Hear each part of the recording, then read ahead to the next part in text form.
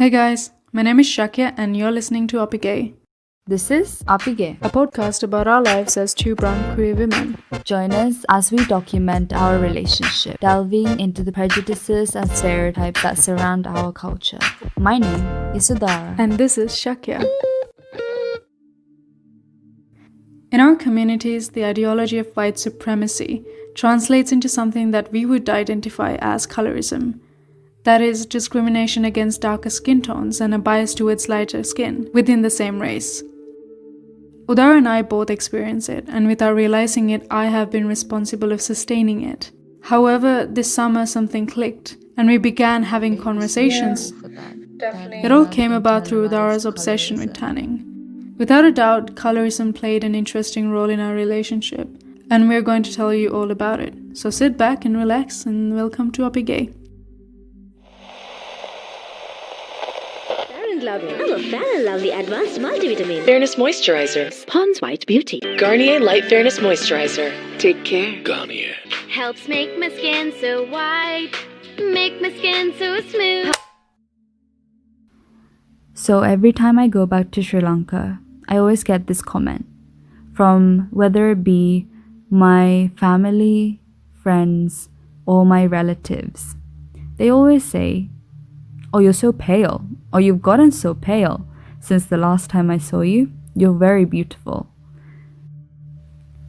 Then after a few days, after some days at the beach, swimming around in the water, going around town with my grandma, I get tanned, obviously. There is barely any sun in the UK, so obviously when I go back, my skin tone gets darker. And I love it. I personally love getting back to my natural skin tone that I had before I came here. It makes me feel really at home. But then I see these people again, my family, friends, my relatives, and they say, "Oh, what a shame. You've gotten darker." And it's as if they're saying, "You've gotten uglier." And I can hear it from the sound of their voice that they mean that. It's really sad to see for me, because it really doesn't affect me at all. I love my skin tone. It's so fucking beautiful. And it doesn't matter if it changes, because that's inevitable. Your skin tone will change throughout your life. So it's actually not a shame. I'm happy about it, and I'd wish you'd be too.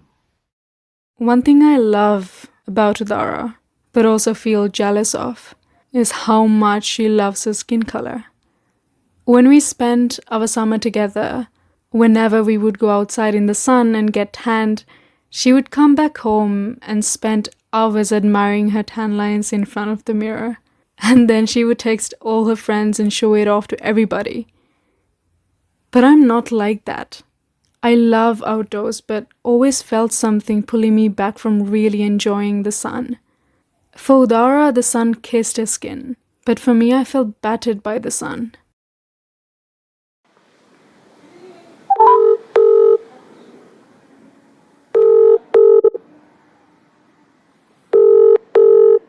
But how do you think, did you ever thought about your skin color when you were little? No, definitely not. Okay. Yeah. I don't know, I had fun with my friends. I spent a lot of time with my grandparents, and obviously they weren't really bothered about it, except like the comment here and there about people's skin color and like comparing people's skin color mostly. But it's not like I don't think they necessarily discriminated based on it. I mean, my grandma was a teacher at the school, so I like to think that she had a very, she has a more open mindset. Yeah, definitely coming from Colombo. Yeah. I was exposed to it when I was way younger. I can imagine. I think for me, we had like this, we had like the dialogue TV. Oh, yeah. Which is like a satellite TV. So as a child, I remember just watching a lot of TV and a lot of cartoons and Mm-hmm. a lot of like Bollywood movies. Oh, yeah. Because there were channels that showed Bollywood movies all day long. Also in Sri Lanka, like generally, say like in the weekends, they show Bollywood movies. So I think I did watch a lot of Bollywood movies and a lot of Western cartoons. But I think it's mainly the Bollywood movies that was very toxic. Because I remember seeing these very fair-skinned women dancing to item songs and like men throwing their money or every single character that I watched, every single female lead in Bollywood movies like that I watched back then were all very light-skinned women.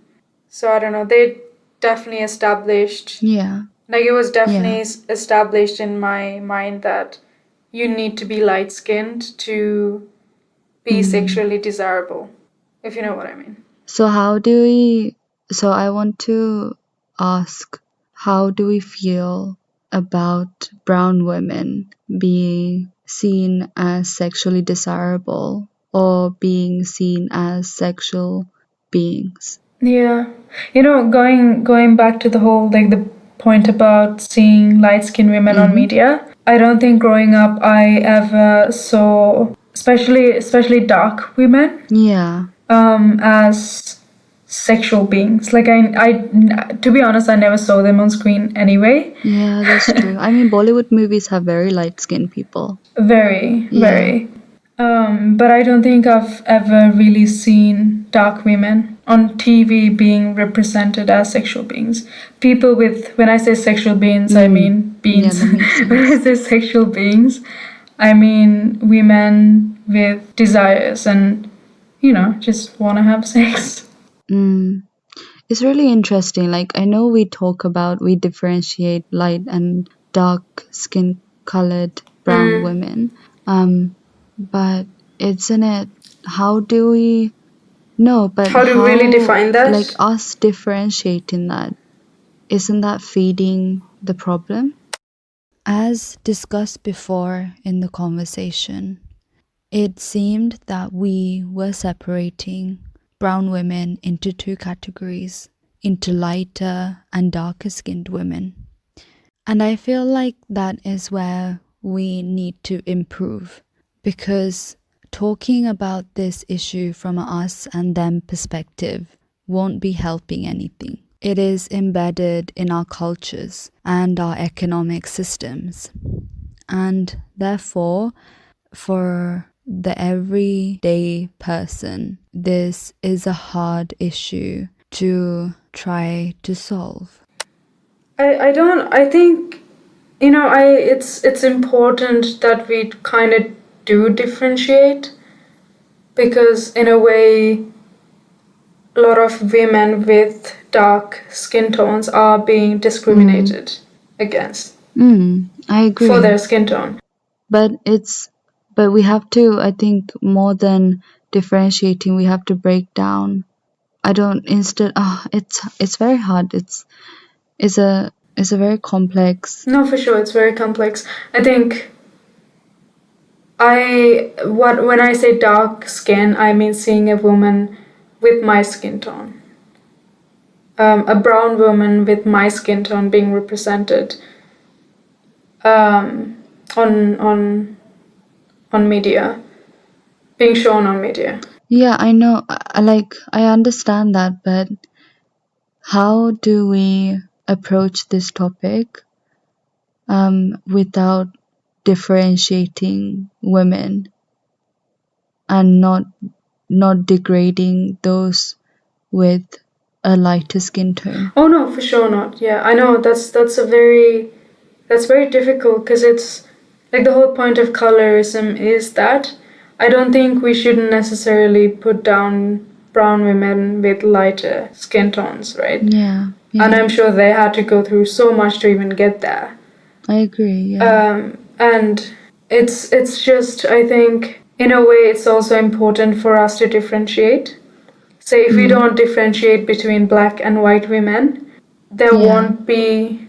I guess it's similar to the All Lives Matter kind of. Yeah. I don't know, the problem around All Lives Matter, because all lives do matter, but then some lives in our society matter less. And yeah, so we should highlight, and we should we positively discriminate? I think so. I think it's important when we point out that someone possibly got a role in a movie because they have lighter skin. But then do you think we'll start having more token brown people or token dark skin colored people just because? But the thing is, that's how it starts.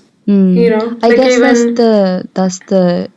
that's what needs to happen in order for it to be normalized. I think it's like a necessary step. Yeah. I think more the problem is the beauty companies in Sri Lanka, or the ones that advertise their products in Sri Lanka. Always you mean like this Fair, huh? Yeah, Fair and Lovely. Skin Also, and Pond's creams. They always have on their adverts like the comparison before and after pictures. Oh and my it's like God. a slightly darker person, and then they become like miraculously white. And yeah, that really makes me angry. And for a child to see that, obviously they would think that they need to be the after picture. They need to be like the after picture. I grew up with this crap. Yeah. No, quite literally. Because I grew up with this, right? And when I was researching for this conversation, I looked on YouTube for skin whitening advertisements. Advertisements for skin whitening products, and there were so many Sri Lankan ones where they were like, there were so many advertisements where they were like, this skin color that you see is not your actual skin tone. You are just battered by the sun. But then they like turn their hand around. Obviously it's lighter. Yeah, and they're like, yeah, this is your actual skin tone, like the light one. What is even actual skin tone? The truth is that you don't have one real skin tone. Imagine a beach of pebbles. That's what Sri Lanka to me looks like. There are people with all kinds of different skin tones, and each and every one of us has different skin tones in our own bodies. What is not exposed to the sun is light, and what is exposed to the sun is darker. But sometimes it doesn't even have to be that way, like our armpits. The truth is that there is no actual skin tone. Although we live in the UK and are identified as people of colour with our own set of challenges, if we were to live in Sri Lanka, it is sad to think that even then, our skin tones would limit our privilege to a certain degree. The light brown palette of skin tones I see on Sri Lankan television always fail to reflect what Sri Lanka actually looked like to me. I think media and global corporations like Unilever and ideas of skin color, which are being passed down through generations and shared in our society, have really shaped my prejudices against darker skin tones. I am not the enemy here. In fact, it's interesting to think that I am the victim of my own prejudices. It's a journey. It's definitely a journey for me. I'm not where you are. So for whoever's listening, I wish that you know that you are on a journey. You won't necessarily be as confident as Udara is, but you won't be. I don't know. Maybe you're like me. When we were talking about this, I think one thing I realized was that I myself do things that help sustain this toxic culture. I do things like, even calling my mom Sudu Amma, just I do things without realizing that, does it perpetuate? I do Okay, I think Shakya can't get her words out right now, but she's basically saying that she does things that perpetuates the idea that lighter skinned women are more beautiful than darker skinned women. And I think we're all, in a way, responsible for that we have internalized colorism, that our parents or our relatives influence what we think of others and ourselves. And it's really hard to break out of that. I think I was just a stubborn child most of the time. Yeah, and I think also it's kind of stems from your own insecurities. For me, Oh, definitely. say even like being scared of getting tanned, it definitely comes from my own insecurities about my own skin, about my skin tone.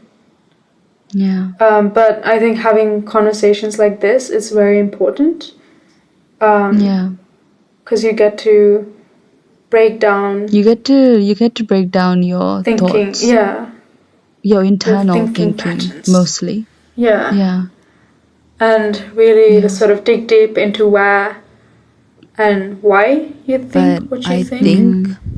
Yeah, exactly. As a child, I had this very rebellious attitude that I wouldn't take on any comments that people made about my skin.